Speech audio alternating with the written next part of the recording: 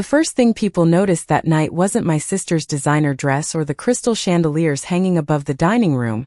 It was me on my knees, wiping a spill off the marble floor while 30 guests stepped around me like I was part of the furniture. My name is Emily Carter. I'm 27 years old. And last night my father introduced me as the one who helps around the house. He said it with a smile, like it was harmless, like it was normal, like I hadn't spent my entire life being reduced to something smaller every time someone important was watching. The glass had slipped from one of the guests' hands, red wine spreading across the white marble like a stain that refused to disappear, and before anyone could react, my mother's voice cut through the room, sharp and efficient. "Emily, clean that up.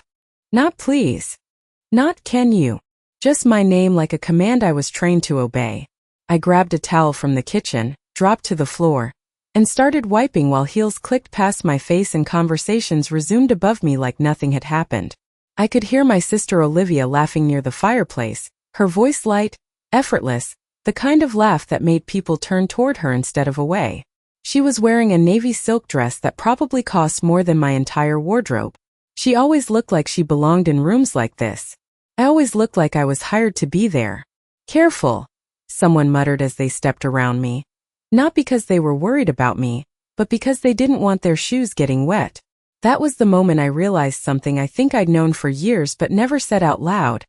I didn't belong in that house. Not really. Not the way Olivia did. Not the way my parents pretended she was the only version of success that mattered. I wasn't rebellious. I wasn't difficult. I just existed in the background, useful when needed, invisible when not. And the worst part? I had gotten used to it. You don't wake up one day and accept being treated like you're less than everyone else. It happens slowly. It happens in small moments. The better seat at dinner that's never yours. The introductions that skip over you. The jokes that land just close enough to the truth to hurt. "Emily's great," my father was saying across the room, his voice carrying just enough for everyone to hear. "She keeps everything running smoothly." A few people nodded. Someone smiled politely. No one asked what I actually did. No one ever did. I kept wiping until the stain was gone, until the marble looked perfect again, until there was no trace that anything had ever been spilled. That's what I was good at. Cleaning up things no one else wanted to deal with. Fixing problems quietly so other people could keep shining. I stood up slowly, smoothing my dress, simple black, something I picked because it wouldn't draw attention, and carried the damp towel back toward the kitchen. As I passed the dining table, I caught my reflection in the glass of the cabinet. For a second, I didn't recognize the person looking back at me. Not because she looked different, but because she looked exactly the way they saw her. Small. Replaceable. Easy to overlook. I turned away before I could think about it too much. Because thinking about it meant feeling it. And feeling it meant questioning everything I had learned to accept. The night was just getting started. More guests were arriving. More laughter filled the house. More chances for Olivia to be admired. For my parents to play the role they loved so much. And me? I picked up a tray of drinks from the counter, balancing the glasses carefully so nothing else would spill, and stepped back into the room like I always did. Quiet, efficient, unnoticed. But what I didn't know yet, what none of them knew, was that in less than 3 hours the entire room would go silent. And the same people who stepped around me without a second glance would be staring at me like they were seeing me for the first time. I moved through the room with the tray balanced in both hands, the weight of the glasses steady, familiar, almost comforting in a strange way, because it gave me something to focus on that was not the way people looked past me like I was invisible, not the way my father's voice carried across the room again as he introduced Olivia to another group of guests, his tone shifting, warmer, prouder,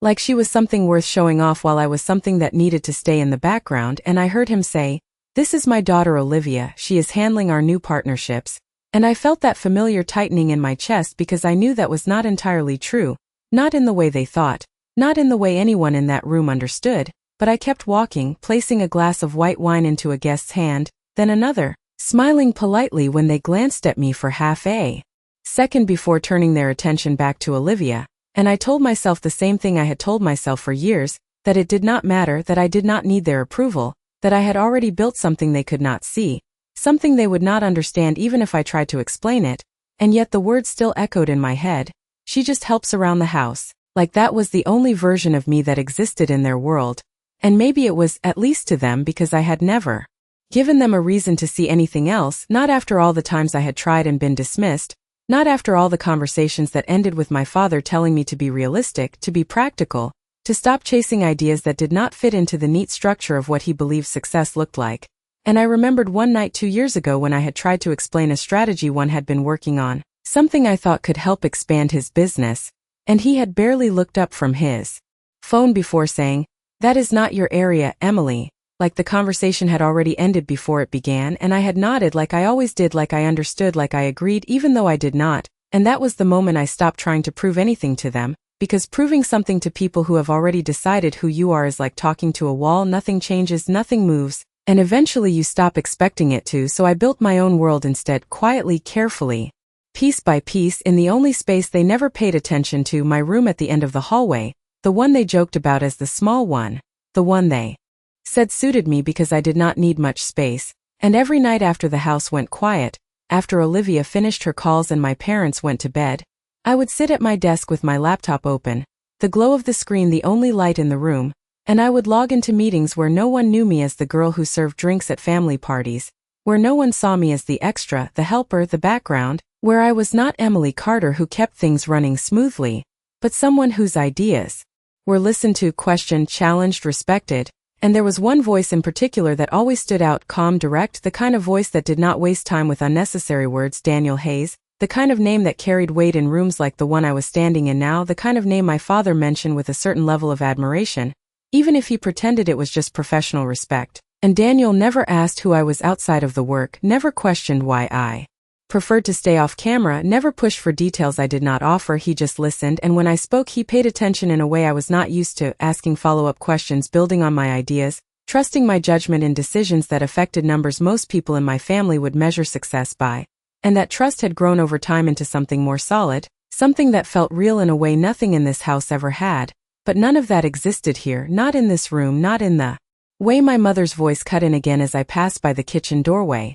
"Emily, make sure the appetizers are restocked." And I nodded, setting the tray down for a moment to adjust the arrangement, moving pieces into place so everything looked perfect, because that was what I did. I made things look seamless, effortless, like nothing had ever been out of place, even when everything underneath was something entirely different. And as I picked the tray back up and turned toward the main room again, I caught a glimpse of the front door opening, another guest arriving, another introduction about to happen. And I did not think much of it at first, because why would I? It was just another person stepping into a space where I did not exist in any meaningful way. But something about the way the conversation shifted, the way the volume in the room dipped just slightly, made me pause for half a second longer than I should have. And I did not realize then that everything I had learned to ignore was about to become impossible to ignore. I did not see his face at first, only the shift in the room, the way conversations paused just long enough to acknowledge someone important had arrived. The kind of subtle silence that only happens when status enters the space,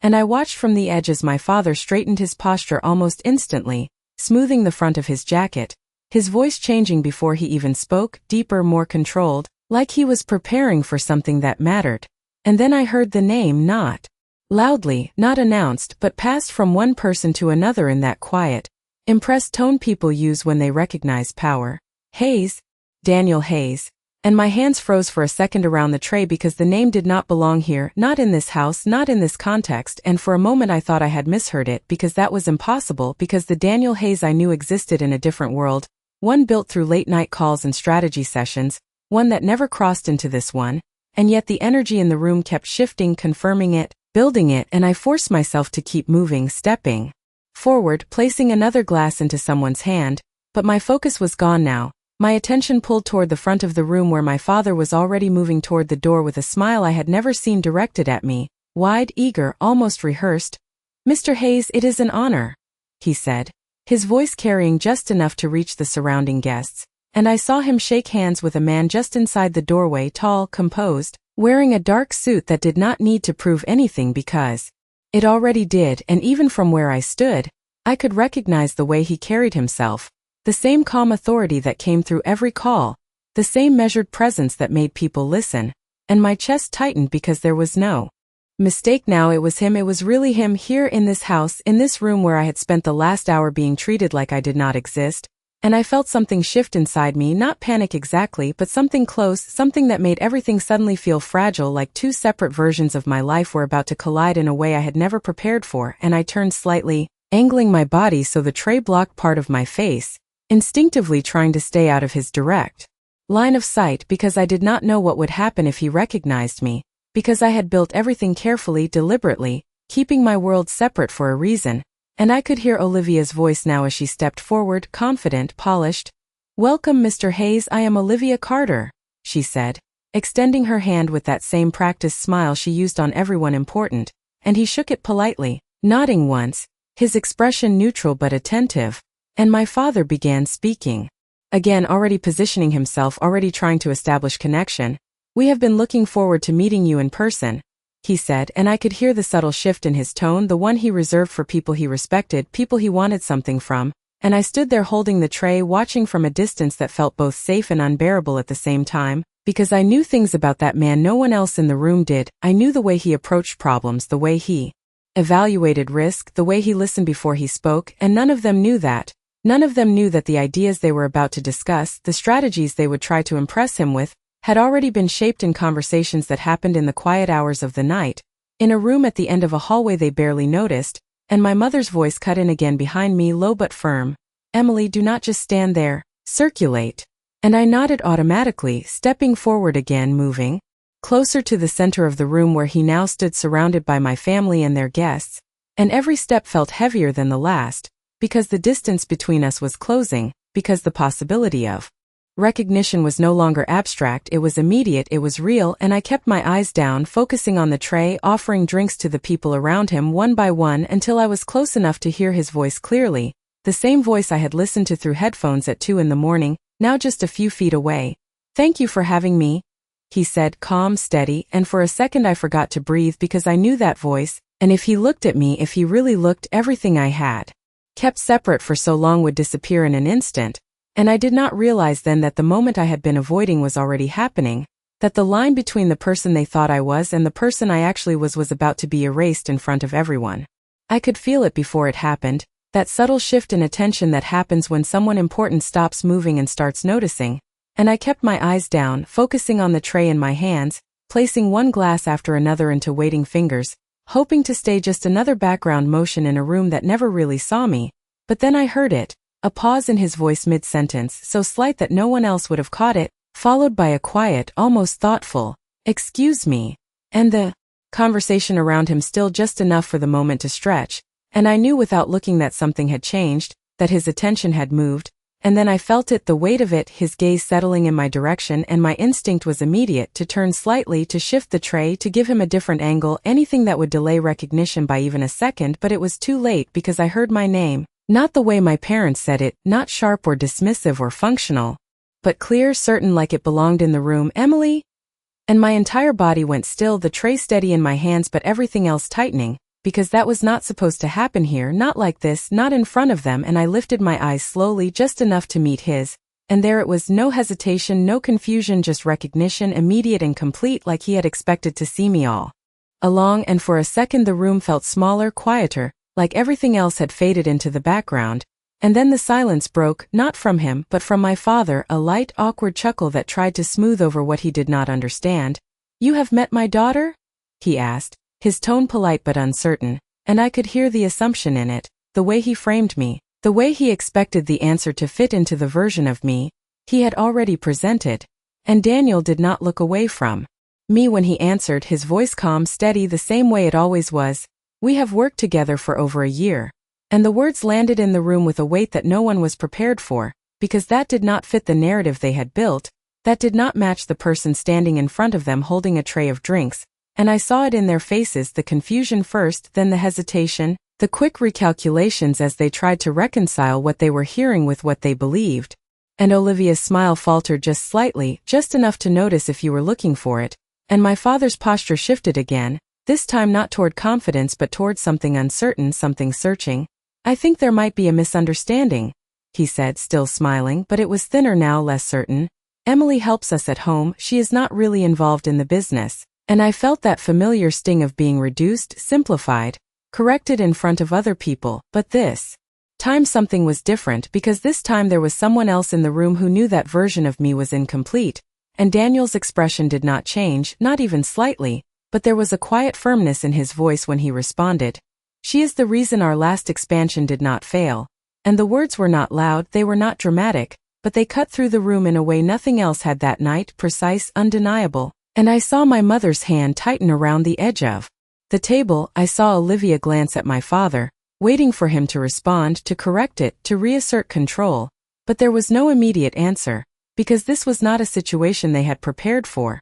This was not a version of reality they had ever considered. And I stood there in the middle of it, still holding the tray, still in the same place I had been seconds ago. But everything around me had shifted, the roles, the expectations, the invisible lines that had always defined where I stood in this house. And for the first time, I realized something I had not allowed myself to fully believe before, that the person I had become outside of this house was not separate from me, not hidden or lesser or temporary, but real, solid, undeniable. And now it was standing in the same room as the version of me they had always chosen to see, and neither of them could exist without confronting the other. And as the silence stretched just a little longer, I could feel every eye in the room turning toward me, not past me, not through me, but at me, waiting, watching, trying to understand who I actually was. No one moved right away, and that was the strangest part, because this was a room full of people who were used to reacting quickly, adjusting, adapting, maintaining control of how things looked. But now there was a pause that no one seemed able to fill, and I could feel it pressing in from every direction, the silence stretching just enough to make everything uncomfortable, visible, undeniable. And I realized my hands were still holding the tray, still frozen in the same position like I had not yet caught up to what had just happened, and slowly, carefully, I lowered it onto the nearest table, the soft clink of glass against wood breaking the stillness just slightly, just enough to remind everyone that time had not actually stopped, even if it felt like it had. And when I straightened, I did not look at my parents first, I looked at him, because that was the only place in the room where things felt clear, grounded, real. And his expression had not changed, still calm, still steady. But there was something else there now, something intentional, like he understood exactly what this moment meant. And he was not going to let it pass without acknowledging it fully. And my father cleared his throat, stepping forward half a step, trying to regain control of the narrative, trying to bring everything back into a version he could manage. I believe there has been some confusion, he said again, more firmly this time,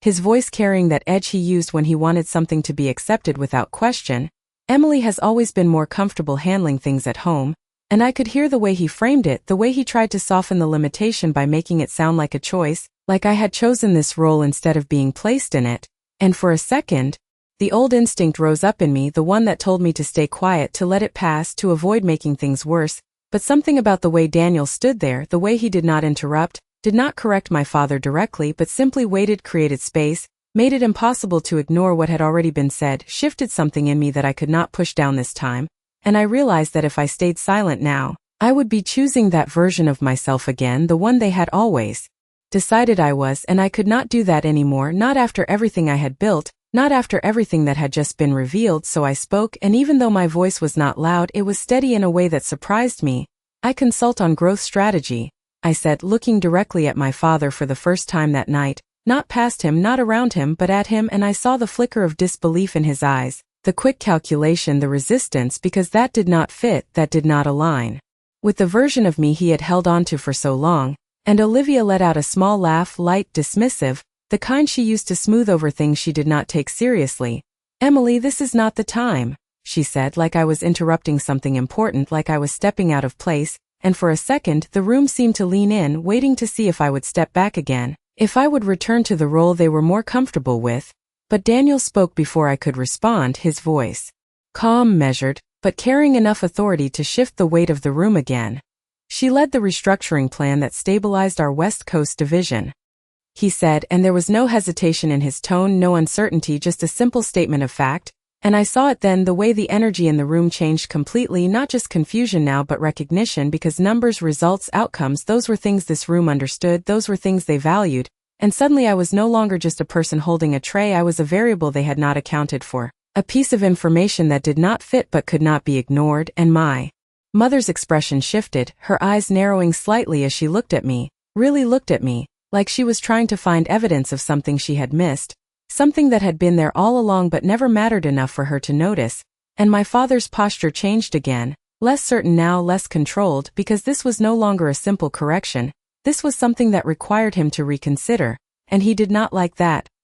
He had never liked that, and I could feel the attention of every person in that room settling on me in a way it never had before, not as background, not as support, but as the center of something they did not yet understand, and for the first time in my life I was not trying to disappear from it. The shift did not happen all at once, it moved through the room slowly like a ripple that started at the center and spread outward, changing the way people stood, the way they looked at me, the way they processed what they had just heard, and I could see it in their faces, that moment when curiosity replaced dismissal, when something that had been invisible suddenly demanded attention, and my father was the first to react, not because he understood, but because he needed to regain control. "Emily," he said, his voice lower now, more controlled, but there was tension under it, something tight and unfamiliar. "You should not exaggerate your involvement." And the words were careful, chosen, like he was trying to correct me without openly contradicting the man standing beside him. And I felt that old instinct again, the pull to step back, to soften, to make things easier,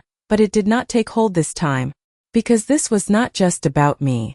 anymore, this was about something that existed outside of this house, something that had already been validated in ways they could not dismiss. And before I could respond, Daniel spoke again, not louder, not forceful, just steady, deliberate. "There is no exaggeration," he said, and his gaze moved briefly to my father, not confrontational, but direct enough to make the point clear. "Emily has been leading key strategy decisions for us for the past 14 months. And there was a subtle emphasis on the timeline, the duration, something that turned this from a moment into a pattern, into something sustained and real, and I watched my father's expression shift as he processed that, the calculation happening behind his eyes, trying to reconcile 14 months of something he knew nothing about, something that had existed entirely outside his control, and Olivia stepped in quickly, her voice light but edged now. "If that is the case, why have we never heard about it?" she asked. And it sounded like a question, but it was really a challenge, a way to regain ground, to push the narrative back into something they could manage, and for a second I considered answering the way I always had, with something vague, something that would deflect,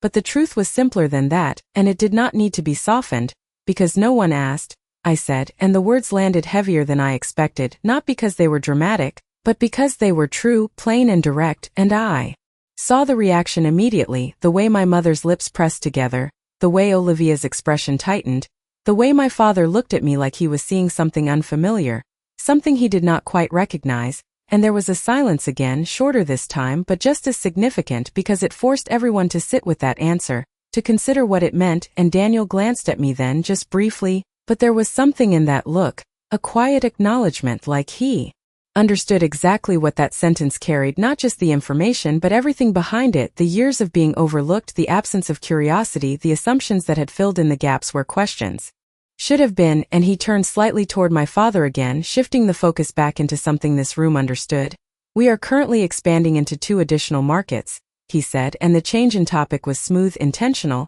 but it did not erase what had already been revealed, it built on it, grounding it in something tangible. "Emily has been central to that process." And there it was again, not just a statement but a reinforcement, a pattern, a role that could not be dismissed as incidental, and I could see it now, clearly, the way the room had changed, the way people were looking at me differently, not fully understanding yet, but no longer certain of the version they had accepted before. And for the first time I was not trying to manage that shift, not trying to guide it or control it, just letting it exist, letting the truth take up space in a way it never had in this house. And as my father finally stepped back half a step, not retreating exactly, but no longer leading, I realized something that felt both strange and steady at the same time, that this moment was not something I needed to fight for. It was something that had already been built, already established, and now it was simply being seen. The room did not go back to normal after that. It only pretended to. Conversations resumed, but slower, more cautious, like everyone was recalibrating in real time. And I could feel it in the way people approached me now, the slight hesitation before speaking,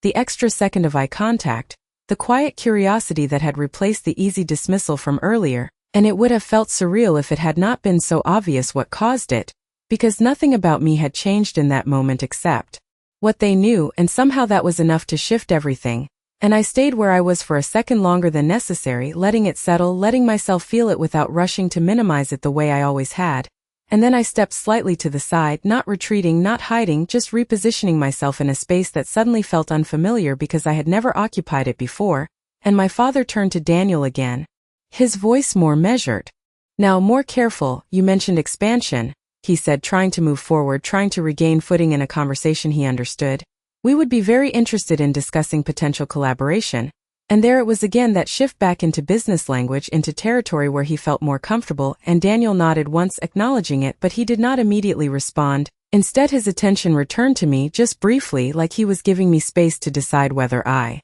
wanted to remain part of the conversation or step back into the background, and for the first time that choice felt real, not predetermined, not assumed, and I realized something in that moment that I had not fully understood before, that stepping back had always been easier, but it had never actually been neutral. It had always reinforced the version of me they expected, and I did not want that anymore, not now, not after everything had already shifted. So I stayed, and when Daniel spoke again, his words carried that same calm precision. "We can discuss that," he said, but there was a subtle pause before he continued, just enough to redirect the focus. "Emily has already outlined several potential approaches," and I saw my father's expression change again, not as sharply this time, but enough to show that he was still adjusting, still processing, still trying to catch up to something that had moved ahead without him. And Olivia crossed her arms lightly. A small gesture, but one I recognized, a sign that she was no longer completely comfortable, no longer fully in control of how she was being perceived in the room, and she looked at me with something that was not quite disbelief anymore,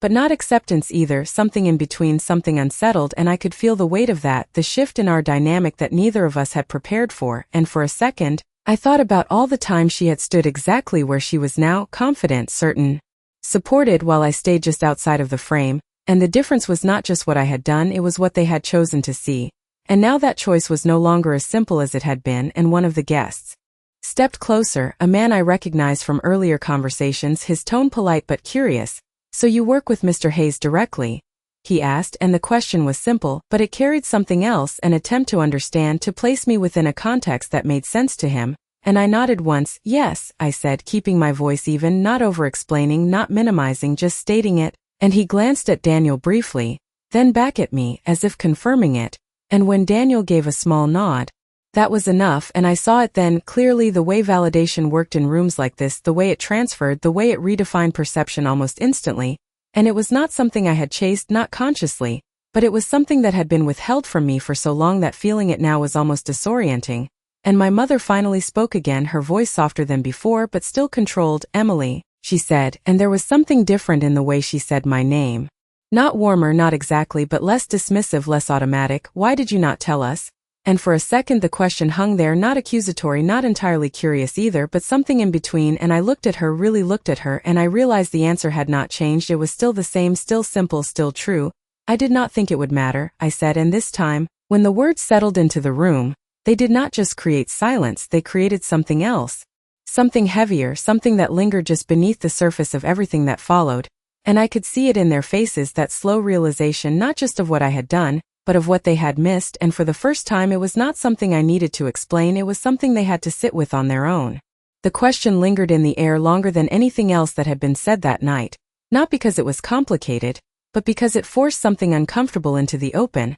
something no one in that room could easily dismiss or redirect. And I could see it in the way people shifted slightly, the way conversations nearby slowed again, the way attention stayed on us, instead of drifting back to safer topics. And my mother did not look away this time, she held my gaze, waiting, like she expected something more, some explanation that would make it easier to understand, easier to accept, but there was nothing more to add, nothing that would soften it without changing the truth, and I let the silence sit there for a moment before moving again, not away from them, but into something more stable, something I understood better than this emotional recalibration. "The projections for the second market depend on timing," I said, turning slightly toward Daniel, shifting the conversation into the space where I knew exactly how to stand, how to speak, how to exist without hesitation. And he followed that transition immediately, like it was natural, like it was expected. "We are looking at a third-quarter rollout," he said, his tone steady, professional, and just like that, the focus changed again, not completely, but enough to give the room something else to hold on to, something structured, something measurable, and I could feel the difference in myself too, the way the uncertainty from a few minutes ago settled into something more familiar, more controlled, because this was where I had spent the last 14 months, not in this house, not in these roles, but in conversations like this, in decisions that required clarity, not permission. And my father listened closely now, his attention fully engaged, not because of me, not entirely, but because of what was being discussed, the numbers, the strategy, the potential, and I recognized that shift, the way he responded to value when it was presented in terms he respected. And I continued, not overstepping, not forcing anything, just adding where it made sense. If we move too early, we risk overextending resources, I said, and Daniel nodded slightly. That is why we adjusted the timeline, he added, reinforcing it, building on it, and I could see it then, clearly, the way the conversation was forming around us, the way people leaned in just slightly, listening, recalibrating again, but this time not because of confusion, but because of interest, and Olivia remained quiet for a moment. Watching, processing, her usual confidence tempered by something she could not quite control, and my father finally spoke again, but his tone had shifted, not dismissive, not corrective, but cautious, measured. That is an interesting approach, he said, and the words were simple, but they carried something new, something that had not been there before, acknowledgement, not fully formed, not entirely comfortable, but present, and I realized that this was how it changed, not all at once, not dramatically, but in small adjustments, in moments where the old assumptions no longer fit and new ones had to take their place. And one of the guests asked a question about risk factors, another about scalability, and I answered when it was appropriate. Daniel added where needed, and the conversation continued like that, fluid, grounded, real, and for the first time in this house I was not outside of it. I was part of it in a way that could not be ignored or redirected, and I caught my reflection again briefly in the glass of the cabinet as I moved, but this time it looked different, not because anything about me had changed physically, but because the context had, the way I was being seen had shifted, and it altered everything. And as the discussion expanded, as more people joined in, I realized something that settled quietly but firmly in my mind, that this was not a moment I needed to hold on to or protect. It was something that had already been built, already proven, and now it was simply existing in a place where it had never been allowed before, and whether they accepted it fully or not, whether they understood it immediately or not, it was there, undeniable, and for the first time I was not adjusting myself to fit the room was adjusting to include me. The conversation kept moving, but something underneath it had shifted permanently, like a foundation that had cracked just enough to reveal what had always been unstable, and I could feel that tension even as people nodded, even as they asked questions about timelines and projections, even as my father leaned slightly forward, more engaged now than he had been all evening, because this was the version of interaction he understood, the one where numbers and strategy replaced uncertainty, but the difference was still there, woven into every glance in my direction, every pause before someone spoke to me instead of past me, and I answered when it made sense, not trying to prove anything anymore, not trying to push myself into the conversation, just existing within it in a way that felt natural, steady, and that alone seemed to create a kind of gravity that pulled attention toward me without effort. And after a few minutes, the group began to break slightly into smaller clusters, conversations branching off, people processing what they had heard in their own ways, and that was when my father stepped closer to me, just enough to separate our interaction from the rest of the room, his voice low, controlled, but there was something else under it now, something unfamiliar. "Emily," he said, and he paused, like he was choosing his next words carefully, something I had never seen him do with me before. "Why did you not tell me about this?" And the question sounded similar to my mother's earlier, but it carried a different weight, not just curiosity but something closer to frustration, maybe even a loss of control, and I looked at him for a moment before answering, because I knew that anything I said here would not just be about information, it would be about everything that had led to this moment, every conversation that never happened, every assumption that had been made in place of understanding, and the answer was still simple, still the same. "I tried," I said, and his expression shifted slightly, not fully, but enough to show that the words had landed somewhere deeper than he expected. "You did not listen." And I did not say it with anger, not with accusation, just as a statement, the same way I would describe a situation in any other context, and for a second he did not respond, and that silence felt different from the others, heavier, more personal, because it was not about confusion or recalculation, it was about recognition, and Olivia approached us then, her presence more controlled now, more deliberate. "Dad, we should discuss this later," she said, her tone smooth, but there was tension underneath it, something tight that had not been there earlier, and she glanced at me briefly, her expression unreadable, like she was trying to decide how to place me within this new context, how to adjust her own position without losing it entirely, and my father nodded slightly, but his attention lingered on me for a second longer before he turned away, rejoining the conversation with Daniel, and I watched that for a moment, the way he engaged now more Attentive, more careful, and I could see the difference clearly, not just in him, but in the entire room, the recalibration still happening, still unfolding, and I stepped back slightly, not because I needed to hide, but because I no longer needed to stay in the center of it to be seen, and that realization settled quietly, but firmly, changing something in me that I had not fully recognized before. And Daniel joined me a moment later, standing beside me just enough to create a small space. Within the larger one, his voice low, private. "I did not expect to find you here," he said, and there was a faint trace of something in his tone, not surprise exactly but curiosity, and I gave a small, almost reflexive smile. "I did not expect you to either," I said, and for a second the conversation felt separate from everything else, grounded in the space we had built outside of this house, the one that had always felt more real to me. And he nodded slightly, like that made sense, like it fit into something he already understood, and then he added, "You handled that well." And the words were simple, but they carried something more than just acknowledgement, something closer to respect, the kind that was earned, not given, and I realized then that this moment was not just about being seen by my family, it was about something else entirely, something that had been forming long before tonight, something that did not depend on their recognition to exist. And as I looked back at the room, at the people who were still adjusting, still processing, still trying to understand what had changed, I knew that whatever happened next, whatever conversations followed after this night ended, nothing would go back to the way it had been before, because once something is seen clearly, it cannot be unseen, and for the first time that worked in my favor. The room never fully returned to what it had been before that moment. Even as the conversations continued and the music in the background picked up again, there was a subtle difference in the air, something quieter but more deliberate, like every interaction now carried a second layer of awareness, and I could feel it each time someone approached me, not with the same casual dismissal from earlier, but with questions, with interest, with a kind of cautious respect that felt unfamiliar but not unwelcome, and I answered them simply, without over-explaining, without trying to impress, just stating what was true, because that was all it took now. And I noticed how quickly the tone shifted when Daniel confirmed things, how easily credibility moved through the room once it had a source they recognized, and it was not something I chased, it just existed, steady and undeniable, and across the room I could see my father deep in conversation with him, more attentive than I had ever seen him, nodding at points, asking questions, adjusting his posture like he was recalibrating not just the conversation but his entire understanding of the situation.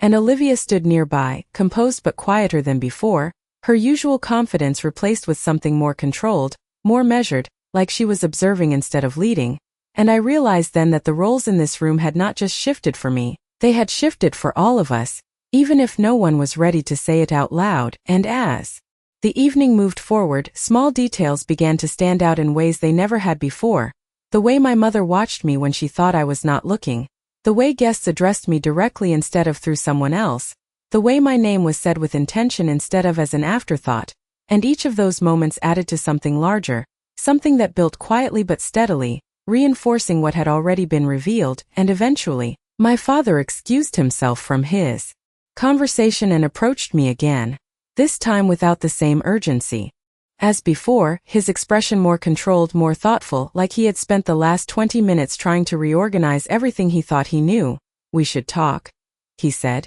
his voice lower, more even, and I could tell this was not a command the way it used to be. It was something closer to a request, even if he had not fully adjusted to that yet, and I nodded slightly, not out of habit but because I chose to, and we stepped just far enough away from the main group to have a conversation without being overheard, and for a moment he did not speak, which in itself was unusual, because he had always been quick with words, quick with conclusions, quick with direction, but now there was a pause, like he was considering something he had never needed to consider before. "If what he said is accurate," he began carefully, like he was testing each word before letting it out, "then you have been involved in decisions that are significant." And the hesitation before the last word was subtle, but it was there, and I understood what it meant, not just acknowledgement, but an attempt to adjust his perspective without fully abandoning the one he had held for so long. And I met his gaze evenly. "Yes," I said, keeping it simple, because there was no need to complicate something that had already been made clear, and he exhaled slightly, not dramatically, but enough to show that something in him was shifting, even if he did not fully understand it yet. "You should have told me," he said again, but this time it sounded less like a criticism and more like a realization, And I held that for a second before responding, because this was the moment where the old pattern would normally reassert itself, where I would apologize, where I would smooth things over, where I would take responsibility for the gap between us, but that pattern did not fit anymore, not after everything that had just happened. I did try, I said again, and this time I did not add anything else, did not explain, did not justify, just let the words stand on their own, and he nodded slowly, not fully accepting it yet, but not rejecting it either, and for a second we just stood there, both of us aware that something had changed, something fundamental, something that could not be undone or ignored. And when he finally spoke again, his tone was different, not authoritative, not dismissive, but uncertain in a way I had never heard before. We will need to revisit some things, he said, and I understood what he meant, not just business discussions, not just opportunities, but everything, the way he saw me, the way this family functioned, the assumptions that had been in place for years without question, and I nodded once, not agreeing, not disagreeing, just acknowledging that whatever came next would not be the same as what came before. And as he stepped back toward the rest of the room, I realized something that settled quietly but firmly in my mind, that this was not a moment I needed to hold on to or prove again. It was already real, already established, and whatever they chose to do with that now was no longer something I needed to manage or fix,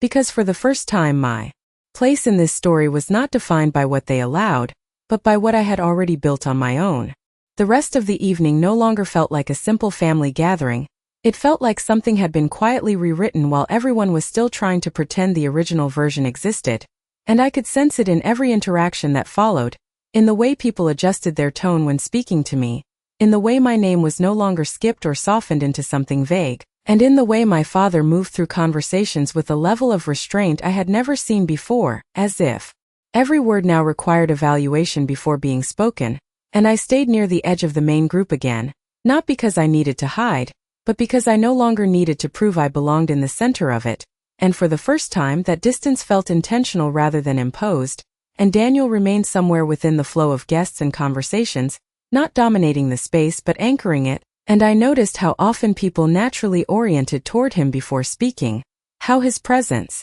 alone seemed to stabilize the uncertainty that had spread earlier, and at one point I saw my father and him standing in a more focused exchange near the window, their posture aligned in that familiar way of men who were assessing opportunity, but this time I also saw something else in my father's expression, a hesitation that kept interrupting his confidence, as if he was still trying to reconcile the version of me he had built in his mind with the version that had just been confirmed in front of him. And Olivia approached me once during a quieter moment, her expression carefully neutral, but her eyes revealing more than she intended. "I did not know you worked that closely with him," she said, and there was no accusation in her voice now, only recalibration, like she was trying to rebuild her understanding from scratch, and I looked at her for a moment before responding. "You did not ask?" I said again, not harsh, not defensive, just consistent, and I saw her expression tighten slightly at that, because it was not something she could easily dismiss anymore. Not after everything that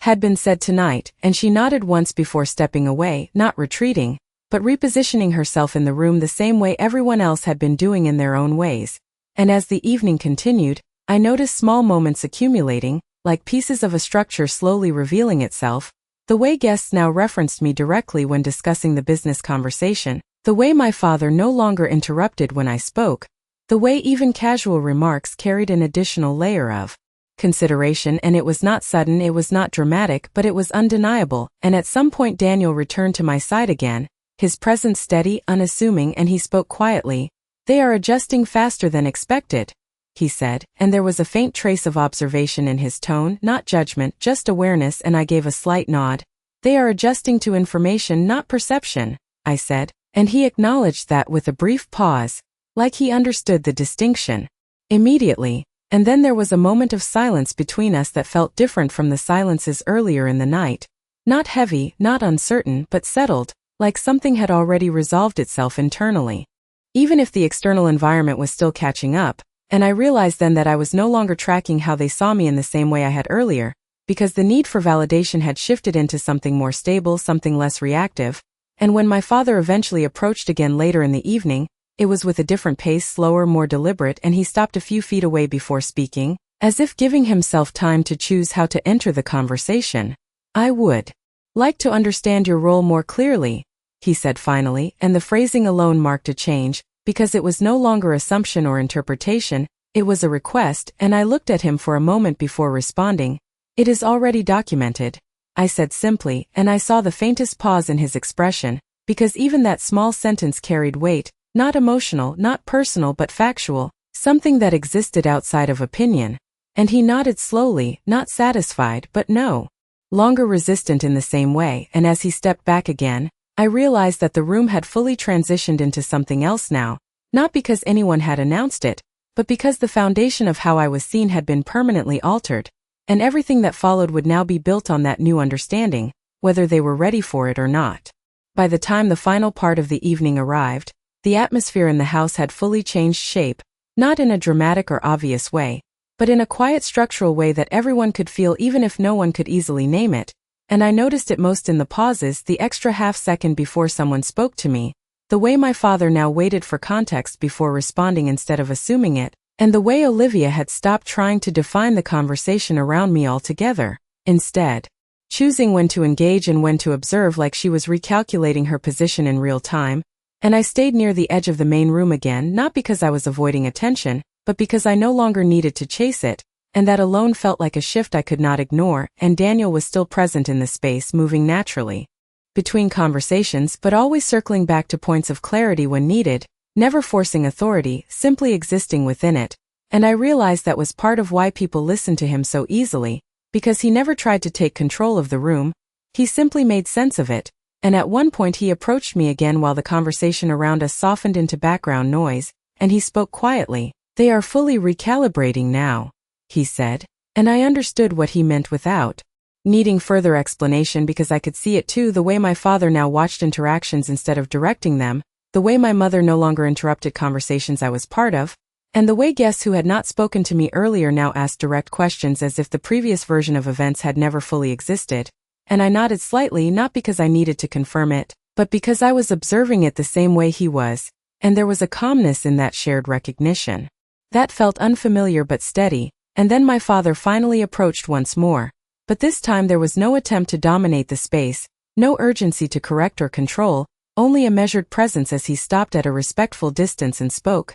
"Emily," he said, and for the first time that night, there was no assumption behind how he said my name, only acknowledgement, and he paused before continuing, like he was choosing each part of what came next carefully. "I would like to formally understand your involvement with his organization," and the phrasing alone marked another shift because it was no longer informal curiosity or emotional reaction, it was structured, intentional, and I looked at him for a moment before responding, not because I was uncertain, but because I was aware of what this moment represented beyond just words. "I lead strategic development for 2 active divisions," I said, keeping it direct, and I saw his expression change subtly, not disbelief now, but absorption, like he was processing something that required him to update long-standing assumptions. And there was a brief silence after that, not uncomfortable but weighted, and then he nodded once, slowly, as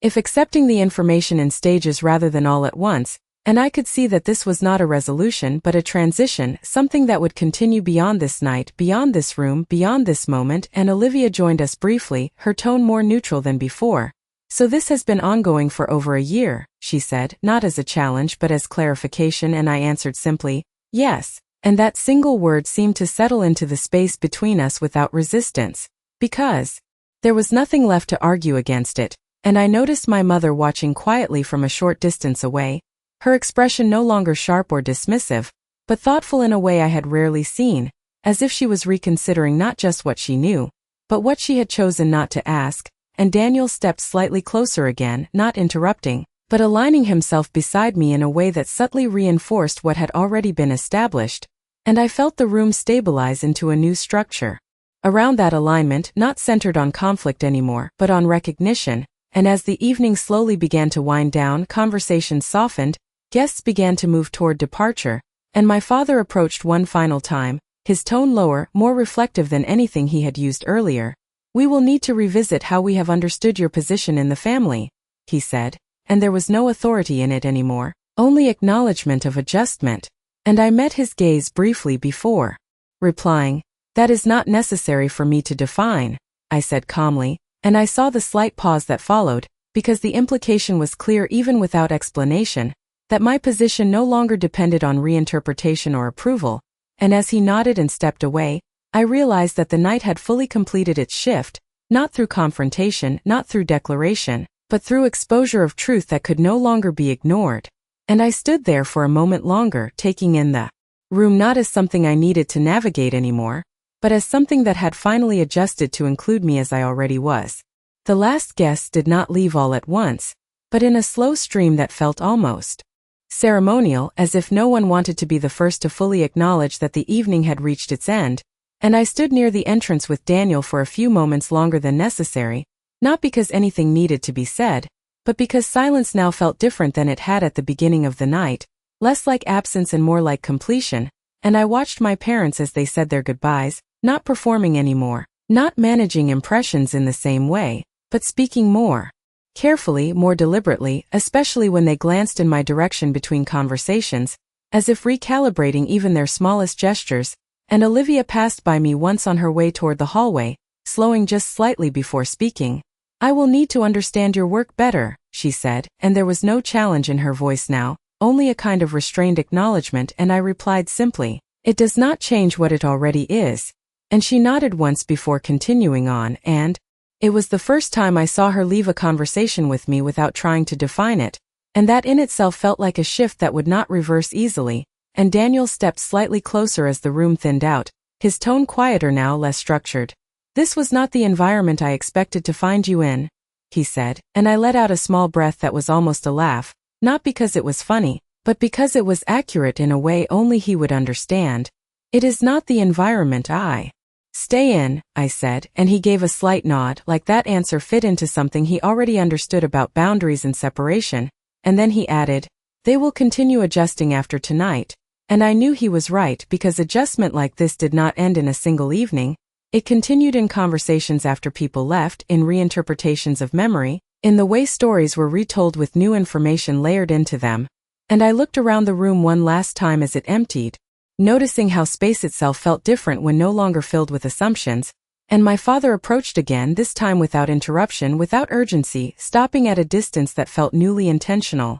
And when he spoke, his voice was quieter than I had ever heard it in this house. "Emily," he said, and paused before continuing, "I understand now that there are aspects of your work I was not aware of," and there was no attempt to reclaim authority in the sentence, only acknowledgement of absence, and I met his gaze steadily, not waiting for validation, not seeking correction, just present, and I responded, "It was never hidden," I said, and the words were not defensive, only factual, and he held that for a moment as if accepting the structure of it, not emotionally but practically, and then he nodded slowly, and for the first time, I did not feel the need to interpret that gesture, because it did not require anything from me anymore. And as he stepped back, I realized that the conversation between us had shifted into something that would no longer reset overnight, and when the front door finally closed behind the last guest, the house felt different, not louder or quieter, but reorganized in a way that could not be undone by silence, and I stood there for a moment with Daniel still nearby,